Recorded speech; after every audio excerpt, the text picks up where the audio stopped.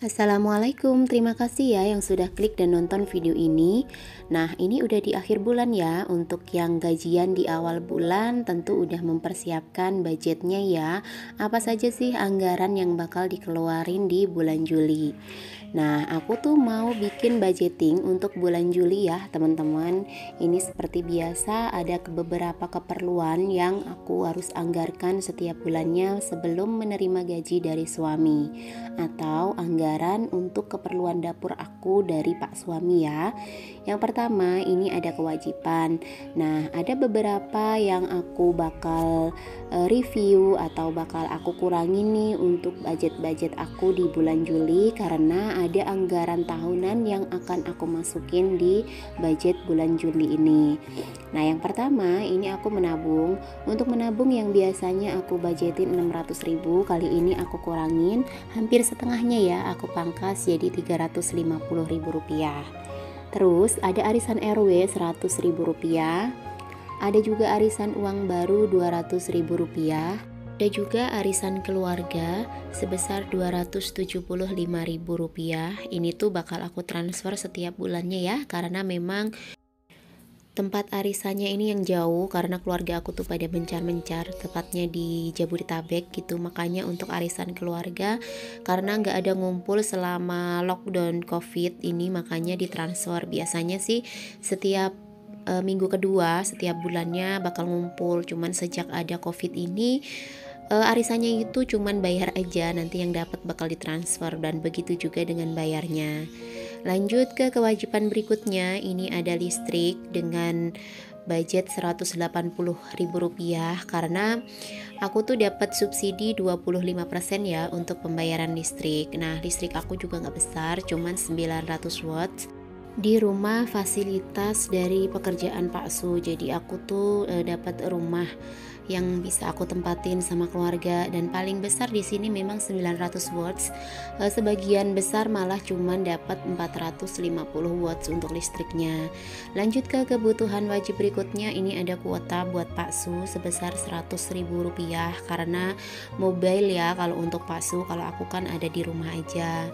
Nah, ini ada bensin motor juga yang aku anggarkan sebesar 30.000 rupiah, dan ada bensin mobil 100.000 rupiah. Jadi untuk bensin motor dan mobil selama ada COVID ini aku anggarkan tidak besar, karena mobilitasinya juga kan terbatas ya. Jadi aku anggarkan aja 30.000 rupiah untuk bensin motor, karena yang lebih sering make cuman aku ya teman-teman. Dan paling kalau misalkan aku pakai motor itu ke tempatnya lokasi yang deket-deket aja dari rumah.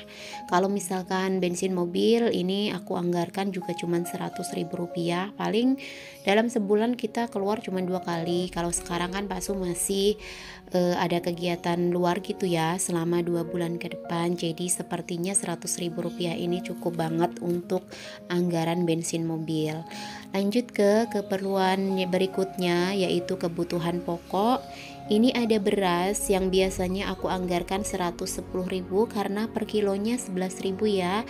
Ini aku pangkas menjadi 95.000, per kilonya 9.500 ya. Karena ini tuh ada yang jualan baru tetangga aku, dan itu hasil panen jadi lebih murah, makanya aku anggarkan sesuai dengan harga yang aku beli ya, lebih murah itu, dan kualitasnya juga bagus. Aku pernah beli kemarin nyoba 5 kilo. Lanjut ke belanja bulanan, ini 200.000 seperti biasa. Terus ada belanja mingguan yang aku anggarkan setiap minggunya 130.000 rupiah, dikalikan 4 minggu jadi 520.000 rupiah. Kemudian ada galon, aku setiap bulannya 7-8 galon, ini aku anggarkan 7 galon aja. Aku tuh pakai campur ya teman-teman, yang 4 aku pakai si biru dengan harga satunya tuh 12.000 rupiah, jadi 48.000. Dan pakai yang 3 itu isi ulang dengan harganya 5.000. Terus aku juga pakai gas ya. Untuk gasnya ini aku pakai setiap bulannya cuman 1 tabung aja dengan harga 25.000 rupiah. Dan yang terakhir di kebutuhan pokok ada jajan anak. 2 anak tepatnya Mas Akmal dan Dede Yumna, ini 150.000 rupiah. Masuk ke anggaran berikutnya, yang ketiga, ini ada kebutuhan tidak tetap yang biasa setiap bulannya aku anggarkan ya teman-teman. Yang pertama, ini aku budgetin untuk skincare dengan budget Rp100.000 aja sebulannya, karena kalau misalkan skincare kan pasti habisnya nggak bersamaan. Aku pun ngalamin itu dan jarang banget yang namanya habis bersamaan. Paling dalam 1 bulan itu yang habis krim malam atau mungkin krim siang atau toner begitu ya teman-teman. Dan aku memang tipe orang kan kalau misalkan skincare itu nggak terlalu rajin ya, jangan dicontoh gitu. Meskipun kita di rumah gitu harus rajin ya untuk merawat diri kita, tapi aku tuh tipe orang yang kadang-kadang rajin, kadang-kadang males gitu teman-teman. Karena aku kan kerjanya di rumah aja ya. Dulu waktu masih bekerja sih ini skincare tuh udah kayak candu gitu, cuman sekarang udah enggak lagi. Nah, di budget kebutuhan tidak tetap ada anggaran kebutuhan tak terduga yang aku budgetin sebesar Rp100.000 ya teman-teman. Kemudian lanjut, yang ketiga ini ada sedekah yang aku anggarkan sebesar Rp100.000. Nah, lanjut ke pengeluaran berikutnya, yaitu di pengeluaran tahunan yang ini baru aku anggarkan di bulan Juli.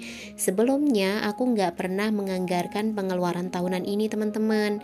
Nah, untuk pengeluaran tahunan ini ada masuk pajak kendaraan, cuman aku strip ya karena ini udah Pak Su yang nanggung, artinya memang pajak kendaraan ini sudah dibayarkan setiap tahunnya sama Pak suami.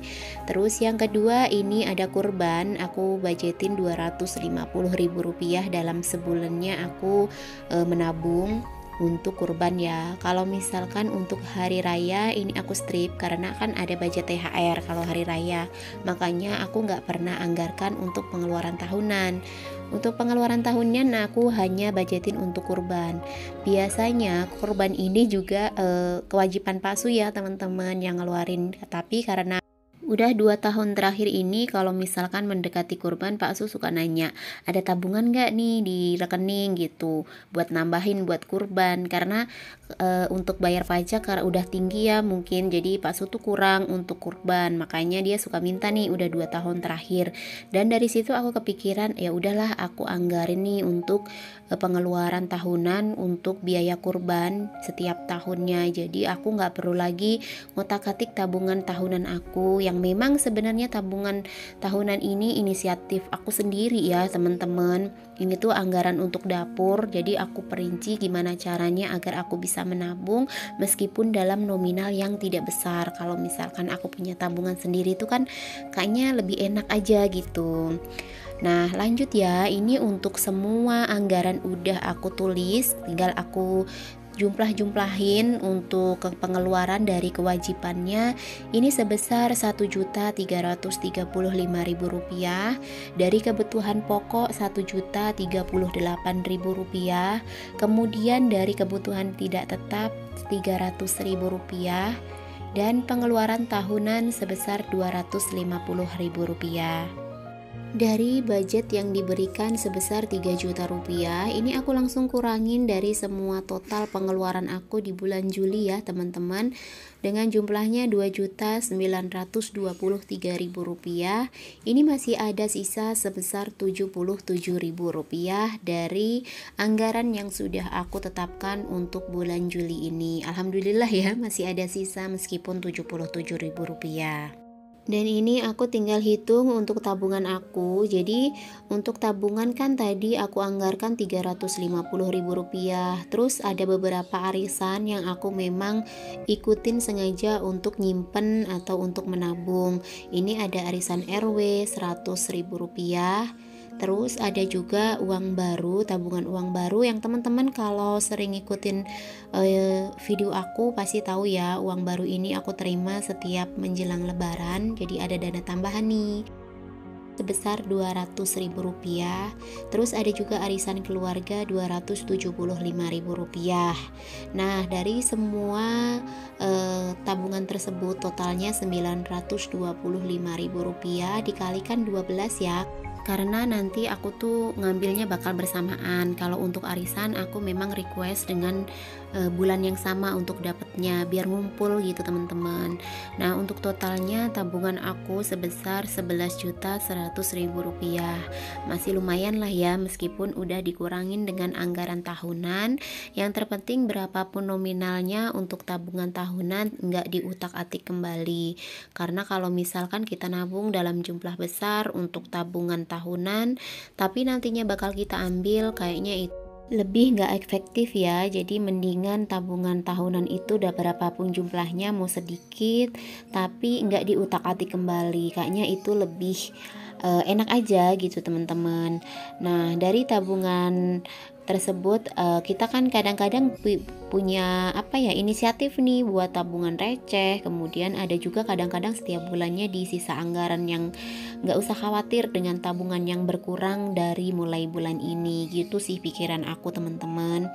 Nah, ini tadi tuh semua anggaran udah selesai aku buat untuk budget bulan Juli, yang tinggal 2 hari lagi ya kita bakal masuk ke bulan Juli. Semoga anggaran yang udah aku bikin ini nantinya sesuai dan tidak ada dana-dana yang tak terduga yang melebihi budget yang sudah aku tetapkan.